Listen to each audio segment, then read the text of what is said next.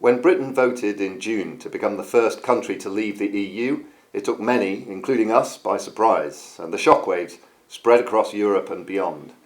Now comes the task of implementing the will of the people and arranging a new relationship between Britain and the continent. How will Britain's decision affect the country, the continent and the world over the years to come?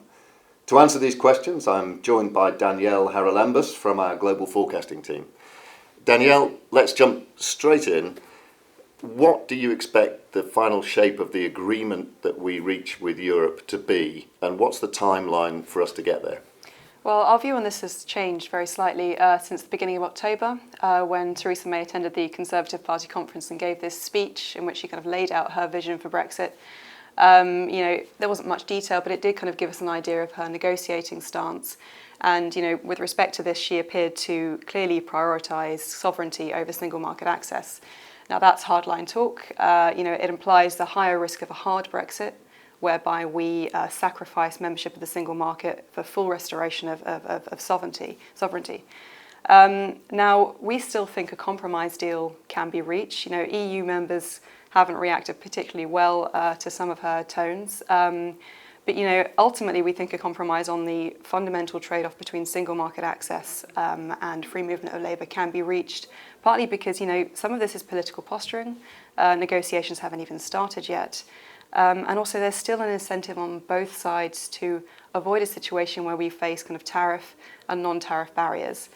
What it does mean is that negotiations are likely to be a bit more difficult and more protracted than we previously assumed. The other announcement that Theresa May made was that she would invoke Article 50 of the Lisbon Treaty at the beginning of next year. Now, this was within our forecast. It's the UK's kind of formal notification for leaving the EU. It sets a 2-year clock running on exit negotiations. But because we now think that talks over the trade deal will be more difficult, by the time we actually leave the EU in early 2019, it's likely that the trade deal won't be wrapped up. So then we kind of face a couple of scenarios. Either all 27 EU members have to agree to roll over the negotiating period, which we think is highly unlikely. They'll find it difficult to reach unanimity on that. Or the UK negotiates a kind of transitional arrangement with the EU. Now, this should be something close to membership, and it's a kind of stopgap solution to bridge the gap between when we actually leave the EU and when a new deal is reached. So we think, therefore, that this kind of transitional agreement is agreed, and then we have kind of a solution maybe a couple of years down the line towards the end of our forecast period in 2021. Okay, I just wanted to, we're forecasters. It's important that we give a clear view, a central scenario. But of course, we're still in a bit of a phony war, I think, at this stage. It's not necessarily the case that everybody who speaks is going to speak, truthfully and say exactly what they mean. So how confident can we be in that central scenario, and what might an alternative scenario look like?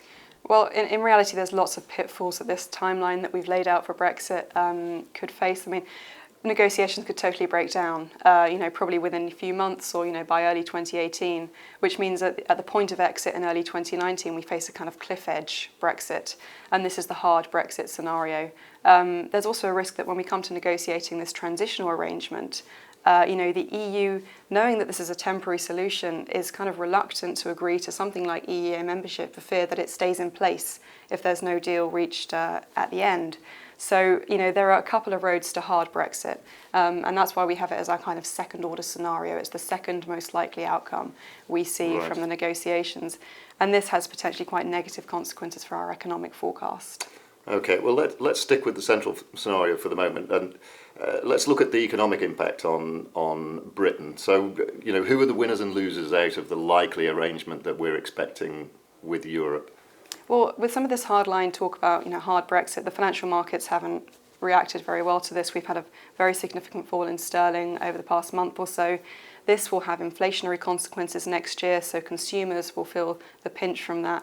Then we've got kind of uncertainty over the trade arrangement hanging over businesses, which is going to affect investment. There's, we expect a downturn in the economy next year, which is a kind of reaction, a second round effect from the initial shock of Brexit and kind of ongoing uncertainty over the negotiations.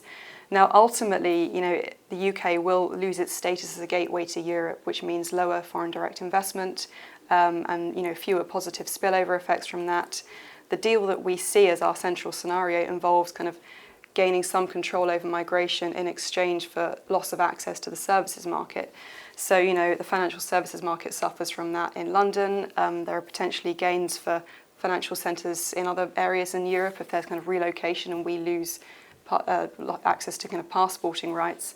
From the migration controls, there could be a kind of, a shortage of skilled labour at home.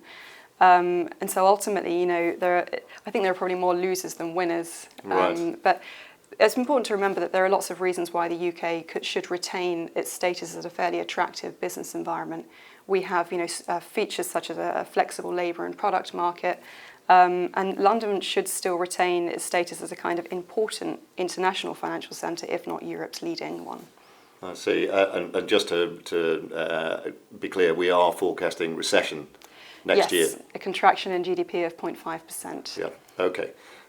So let's move beyond Britain's borders. That's going to be harder and harder to do as time goes on, but let's take advantage of the opportunity now and think about what this means for Europe and the European project. I guess, you could simplify things and say it could go one of two ways. Either Brexit opens the door with the first country to vote to leave, maybe more will follow, or maybe, the remaining 27 circle the wagons, and this actually brings the group closer together. What's your view of the likely impact now on Europe? It's very difficult for Europe at the moment. This represents another phase in their kind of rolling crises. They're facing a migration crisis. They're facing geopolitical tensions, particularly with Russia. EU governments don't necessarily have the bandwidth to cope with Brexit negotiations, at a time when they're facing kind of political fragmentation and weaker and more unstable governments when they want to push through kind of structural reform. Brexit ultimately has given a bit of a boost rather, to anti-establishment and anti-EU political forces across the EU. I think actually there is probably a higher risk of copycat votes or some countries wanting to renegotiate the terms of their membership, which raises the risk of a country withdrawing. It's not our baseline forecast, but I think that is where the risk lies. I see. Okay, now let's get in our helicopter and go as far up as we can and look at the global context here. I mean, Britain is the world's fifth largest economy, and Europe is its largest if taken as a group. Narrowing this down to just the impact of Brexit and its consequences, how does that change our view compared to before the vote took place of the global outlook? Well, Brexit certainly has implications for the global economy because, as you say, the UK is an important market and it experiences this very sharp downturn. At the same time, Brexit is already part of an existing story, which is a kind of backlash against globalisation, which has triggered populist surges in kind of Europe and in the US. This is a retaliation to kind of the consequences of globalisation, the benefits of which have been felt by kind of a limited a group of people. There's been rising inequality and a stagnation in living standards. Ultimately, as a result of the Brexit vote, we no longer think TTIP will be agreed on. We think the TPP will take years of renegotiation before it reaches any kind of conclusion, and it will be very difficult in general for trade deals to be ratified.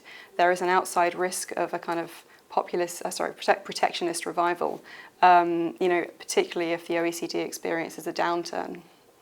Okay, well, thank you very much, Danielle. That's a pretty comprehensive look at the impact of Brexit. Next month, we'll be reviewing the result of the US election and its impact on the US and the global outlook. So please do join us again then.